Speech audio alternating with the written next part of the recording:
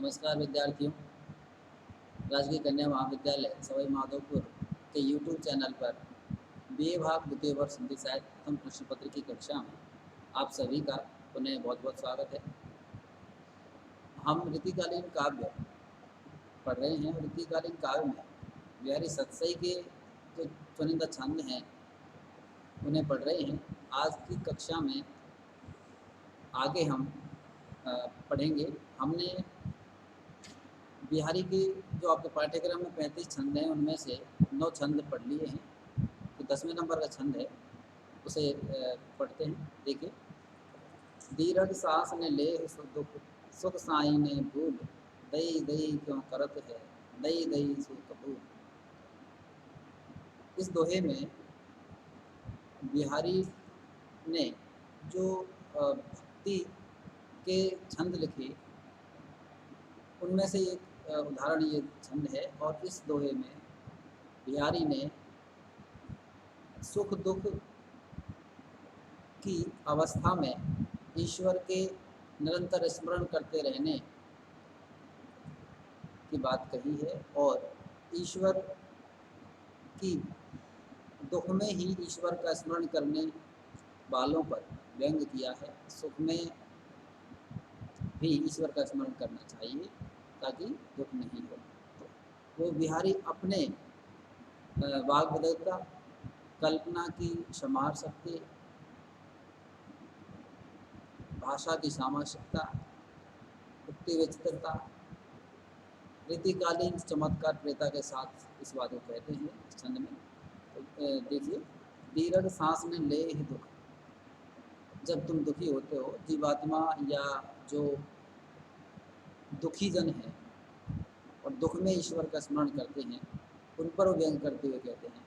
तो दीर्घ सांस में ले दुख, कि दुख में बड़े बड़े लंबे लंबे सांस ले लेकर के हे भगवान, हे भगवान, हे अल्लाह, ईश्वर, इस तरह से मेरी रक्षा करो, कृपा करो, इस तरह से पुकारते हैं जब अति दुखी होते हैं। तो बिहारी कहते हैं कि दुख में इतने लंबे लंबे सांस लेकर के ईश्वर को मत पुकारो। सुख साई ने भूल, दुख में ही उन्हें मत पुकारो, सुख में भी ईश्वर का स्मरण कर लो। साईं स्वामी को मत भूलो, न भूल, सुख में साईं को, ईश्वर को मत भूलो, अर्थात सुख में भी ईश्वर की भक्ति करो, ईश्वर का स्मरण करो। दई दई क्यों करत है, आगे वो कहते हैं कि दई दई, हे देव, हे देव। दई का मतलब देव है, ईश्वर के लिए आया है। क्यों करत है, कि हे भगवान, हे भगवान, क्यों करते हो, ऐसा क्यों पुकारते हो दुख में। दई दई सु कबूल, दई दई, यहाँ जो दई दई शब्द है वो यमक अलंकार की रचना है। और उसमें दोनों पदों में एक दई का अर्थ देना और दूसरे दई का अर्थ ईश्वर देव। तो दई दई, ईश्वर ने जो दिया है, सु कबूल, उसे कबूल करो, स्वीकार करो।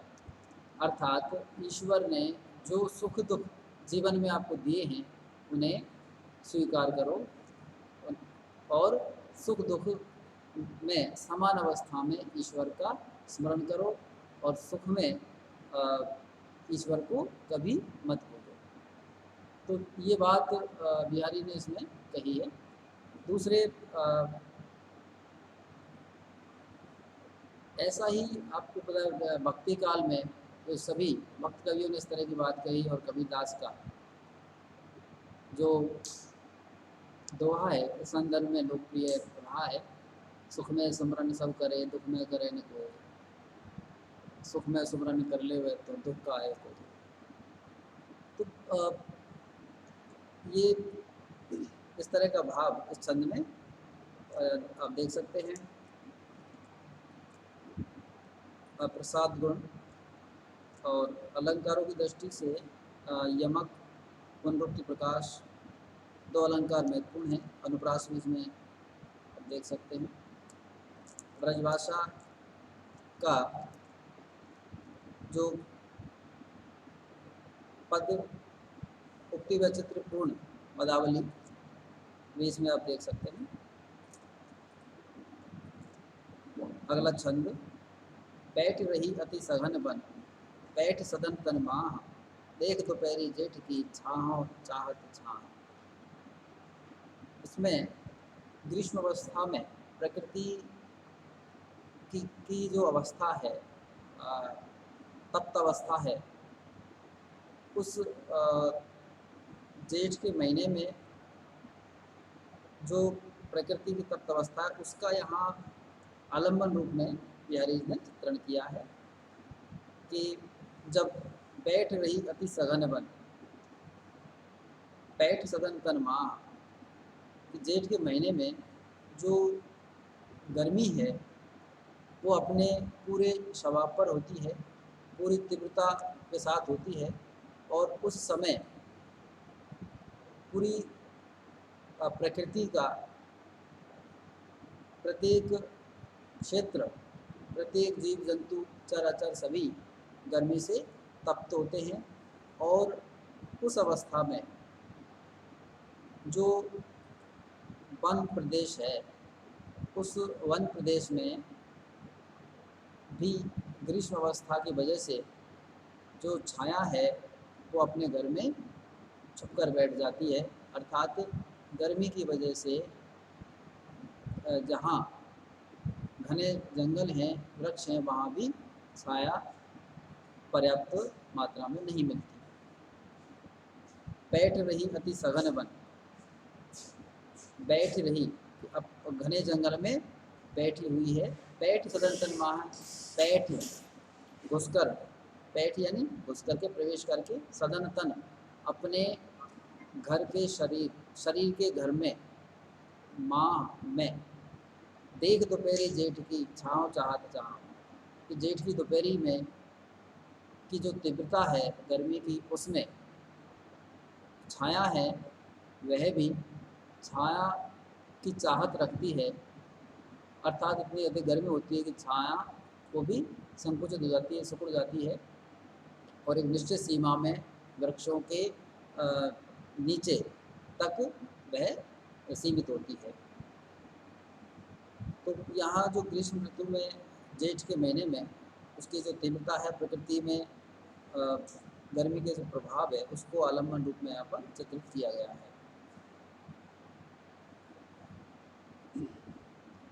इसमें भी आप देखेंगे कि ये जो छाया और छाया शब्द है, ये बार बार इसमें आया है, और इस वजह से यहाँ इनमें दोनों शब्दों में आप यमक अलंकार आप देख सकते हैं। सघन तन, सदन तन, इसमें रूपक अलंकार, और प्रसाद गुण आप यहाँ पर देखा जा सकता है। अगला जो छंद है, ये छंद की दृष्टि से ये दोहा छंद है। और अगला जो छंद है वो देखिए, कागज पर लिखत ने बनत, कहत संदेश लदात, कहे है सब तेरो ही हो, मेरे ही की बात। एक गृहिणी नायिका अपने प्रिय पति को संदेश देने की या मन की जो बात है उसे कहने के लिए का प्रयास करती है, लेकिन वह संकोचवश या अति दुख या विरह की आग जो है उसके वश में अश्रु, स्वेद, कंप आदि जो अनुभव हैं उनकी वजह से लिख नहीं पाती और लज्जावश कह नहीं पाती। तो उसी अवस्था का चित्रण छंद में यहाँ पर किया गया है कि कागज पर लिखत ने बनत, कागज पर जो प्रोषित पति का जो नायिका है उसका चित्रण किया गया है। प्रोषित पति का जो है कि कागज पर कुछ जो मेरे हृदय की जो अवस्था है, प्रेम वियोग अवस्था की जो अनुभूतियाँ हैं, उनका चित्रण कागज पर मुझसे नहीं किया जाता। कहत संदेश लगात, और किसी दूसरे व्यक्ति से कह करके कि मैं आपके वियोग में किस तरह से पल पल दुखी हूँ, विरह की आग में जल रही हूँ, तो उस का किसी दूसरे व्यक्ति से कहने में लज्जा आती है, शर्म आती है। तो ऐसे संदेश वो लजावस नहीं कह पाती।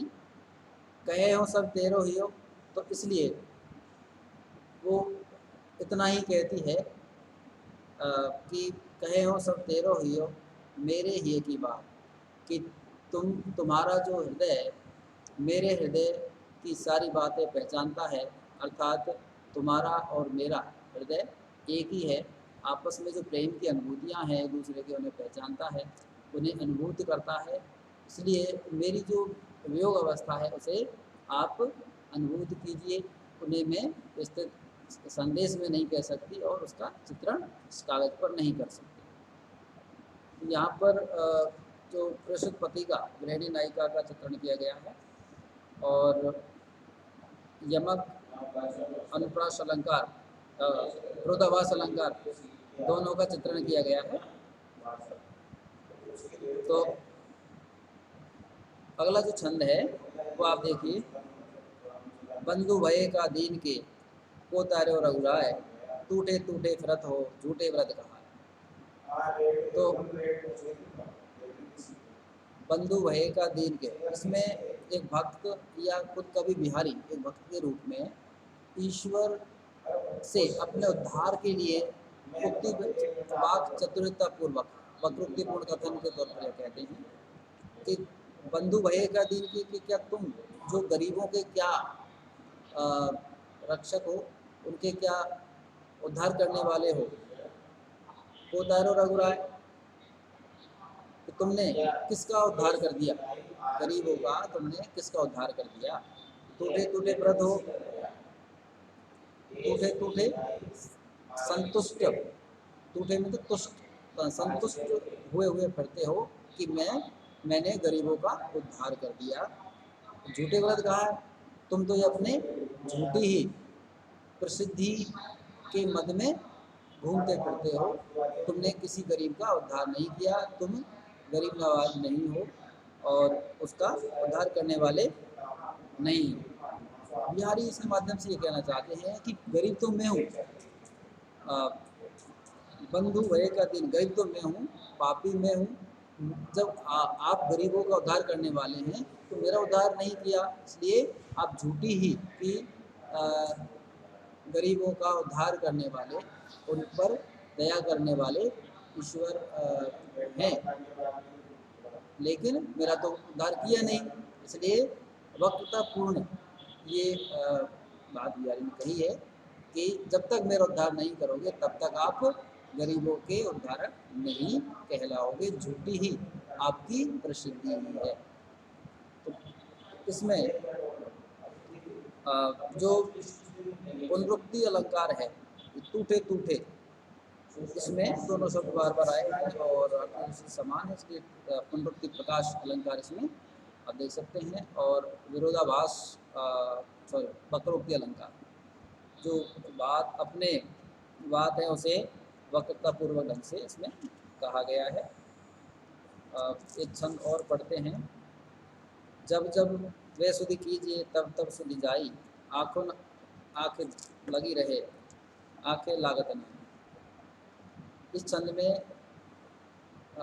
गृहिणी नायिका का चित्रण किया गया है, जो कि दिन रात अपने प्रिय की याद में आँखों में उन्हें बसाए हुए है और इसलिए हमेशा आँखों में यादों में स्मृति में देखने की वजह से उसे कभी नींद नहीं आती। और ऐसी जो हमेशा अपने प्रिय का स्मृति में दर्शन करते रहती है, ऐसी गृहिणी नायिका का चित्रण इस छंद में किया गया। तो देखिए, जब जब वह सुध कीजिए, कि मैं जब जब उनकी अपने प्रियतम की, वह उनकी, सुध कीजिए स्मरण याद, जब जब मैं उनकी याद करती हूँ, स्मृति मुझे आती है, तब तब सब सुधि जाई, तब तब मेरी जो सभी सारी जो सुधि है, चेतन अवस्था है, वह समाप्त हो जाती है। और आँखन आँखी लगी रहे आँखें लागत नहीं। और जब मेरी चेतना चली जाती है तो मैं निश्चिष्ट होकर के एक टक यादों में आँखों में बसाकर अपने प्रियतम की जो मूर्ति है उसे देखती रहती हूँ, और इसलिए आँखें लागत नहीं, मेरी जो आँखें हैं वो लग नहीं पाती हैं, अर्थात मैं सो नहीं पाती हूँ और दिन रात अपने प्रिय का ही ध्यान करती रहती हूँ। इसलिए इसमें जो गृहिणी नायिका है उसकी अपने प्रिय की याद, स्मृति में भी अपने प्रिय को याद करने की जो अवस्था है, दिन रात गृह में तड़पने और यादों में अवचेतन की अवस्था में या बेसुध होने की जो अवस्था है विरह की, उसका यहाँ पर चित्रण किया गया है। अनुप्रास, यमक और पुनरुक्ति प्रकाश अलंकार आप यहाँ भी देख सकते हैं। जब जब तब तब, ये पद में त्रि ब्रजभाषा की, या आप इसमें देख सकते हैं। और श्रृंगार, वियोग श्रृंगार का या की जो अवस्था है उसका यहाँ पर चित्रण किया गया है। माधुर्य गुण और पांचाली रीति आप उसमें आप इस पद में से देख सकते हैं। आगे इसमें जो छंद हैं उन्हें हम एक एक करके आगे की जो कक्षाएं होंगी उनमें पढ़ेंगे। आज के लिए इतना ही। धन्यवाद।